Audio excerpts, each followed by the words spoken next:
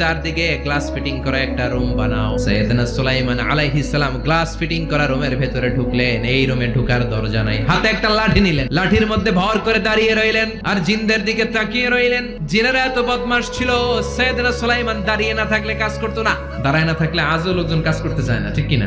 সুলাইমান আলাইহিস সালাম লাঠির মধ্যে ভর দিয়ে দাঁড়িয়ে রইলেন আর বললেন কাজ করো। জিনেরাও কাজ শুরু করলো। ওদিকে মালাকুল মাউত এসে বলল সুলাইমান সময় তো শেষ। সুলাইমান বলে সমস্যা নাই, রূহ কবজ করো। মালাকুল মাউত ওইভাবে লাঠিতে ভর দেওয়া অবস্থায়, দারুণ অবস্থায় সাইয়েদনা সুলাইমান আলাইহিস সালামের রূহ কবজ করে নিলেন। উনি এমন ভাবে দাঁড়িয়েছেন, রূহ চলে গেল, লাশ হয়ে দাঁড়িয়ে রইলেন। লাঠির মধ্যে দাঁড়িয়ে আছেন, জমিনের মধ্যে লুটিয়ে পড়ে নাই। সুবহানাল্লাহ। জিনেরা মনে করছে বস দাঁড়ায় আছে, কাজ করতে হবে। করতে করতে পুরা প্রজেক্টের কাজ শেষ। ইন দ্য মিন টাইম ঝিঝি পোকা, উই পোকা সুলাইমান আলাইহিস সালাম লাঠির ভেতরে ঢুকে লাঠিও খেয়ে ফেলেছে। সাইয়েদনা সুলাইমান আলাইহিস সালাম ধপাস করে জমিনে পড়েছে। আর জিনেরা কয় হায় হায়, খালি খালি কাম করছে এতদিন। সুবহানাল্লাহ কইবেন না?